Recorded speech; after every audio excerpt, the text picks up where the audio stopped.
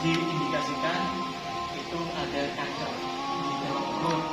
Tapi anehnya dokter itu sudah melakukan CT scan, X-ray segala macam, itu alhamdulillah tidak ketemu. Dan pada Allah, saya selalu berbaik sangka. Apapun itu saya selalu berbaik sangka. Yang pasti saya akhirnya menurut Ustadz Yudi waktu itu, kalau memang tidak cocok di satu tempat, hijrah. Dan waktu itu saya ingat sekali waktu seminar, Ustadz apa yang harus saya lakukan? Mungkin Ustadz lupa. Ustadz sampaikan ngendikan hijrah. Kalau memang merasa tidak nyaman, memang tidak cocok, hijrah. Kemudian saya hijrah. Semua pekerjaan, semua karir saya lepas. Gitu, Ustadz. 2018. Setelah itu saya nggak punya pekerjaan. Itu semua sampai dengan akhirnya dengan hutang yang alhamdulillah. Hutang itu saya sebut amanah. Amanah yang alhamdulillah luar biasa banyak, ya.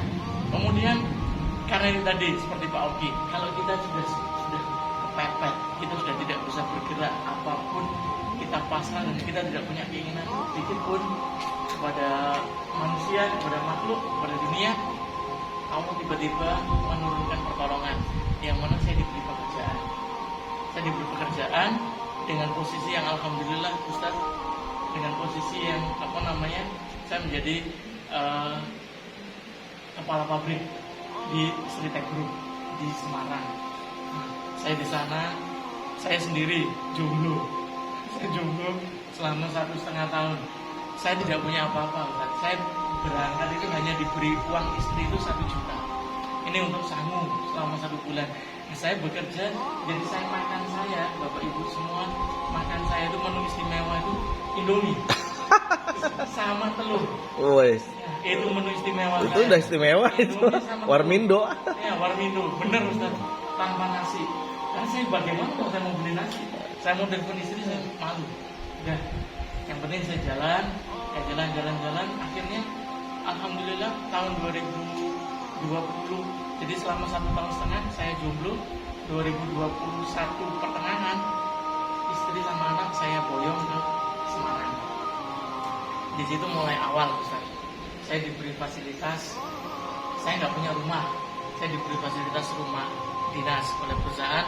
Saya dititipi, alhamdulillah dititipin mobil oleh perusahaan. Yang mobil itu bisa saya pakai kemanapun saya mau.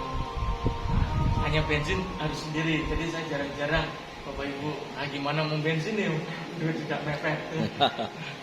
Tapi Allah menjawab. Saya cuma bilang, ya Allah, kalaupun saya itu mungkin di dunia itu saya tidak seberapa beruntung, tapi saya minta jadikanlah anak-anak saya itu beruntung dunia dan akhirat. Yang pertama akhirnya tiba-tiba alhamdulillah anak saya yang kedua, Ustaz, laki itu tiba-tiba dia bilang, waktu itu SD kelas 6, dia bilang, ayah aku pingin mondok. Tiba-tiba dia pingin mondok. Ya sudah, mondok. Alhamdulillah sampai sekarang anak saya sekarang sudah kelas 3 SMP, sekarang mondok di Gontor, Ustaz, di Magelang. Dan dia sudah nggak mau lagi pulang ke Surabaya. Dia bilang, ayah aku teruskan aja di Gontor. Jadi insya Allah nantinya dia ingin mengabdi di dalam agama. Jadi itu. Kemudian anak saya yang kedua, anak saya yang pertama, yang waktu itu saya pernah cerita sama Ustaz, kelas 1 SMP waktu itu putri, Bapak, kelas 1 SMP kena kanker tiroid waktu itu. Akhirnya bisa alhamdulillah dengan kita berusaha, dia sekarang alhamdulillah sudah kuliah, Ustaz, di UPN negeri jurusan akuntansi. Jadi ya saya itulah salah satu keajaiban. Kemudian kembali lagi ke ikhlasan. Pada tahun 2022 saya pulang ke Surabaya waktu Idul Fitri.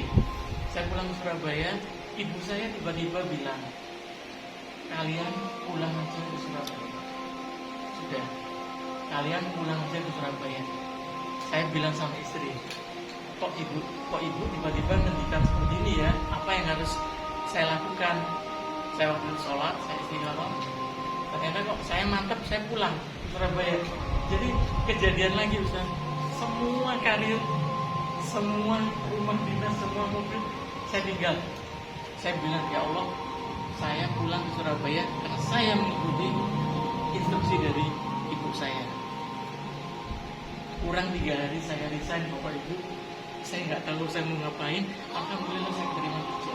Kurang 3 hari tiba-tiba ada yang telepon saya, tolong datang di Semarang, nanti kamu pegang kantor di Surabaya.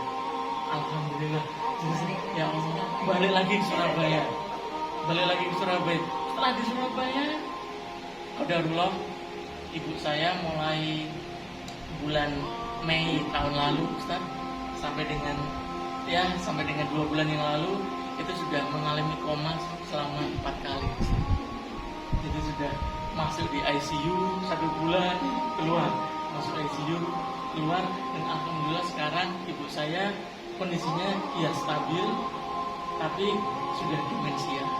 Jadi sekarang usia sudah 83 tahun, dan saya bersyukurnya bahwa di saat-saat seperti ini istri saya waktu itu begitu pindah Semarang, kerjaannya sudah dilepas juga, dan itulah jawaban Allah kenapa istri saya harus resign. Ternyata istri saya harus nunggu ibu saya. Jadi saya tiap pagi dari Surabaya Barat, Ustaz, saya ke Rumput, istri saya nunggu ibu sampai dengan malam, terus saya kembali bekerja, terus balik lagi malam, saya jemput, saya pulang di Surabaya Wow. Barat. Itu setiap hari. Allah Bang. Setiap hari, meskipun ya kalau dari sisi amanah itu alhamdulillah Ustaz, waktu itu kan saya sampaikan amanah saya itu hampir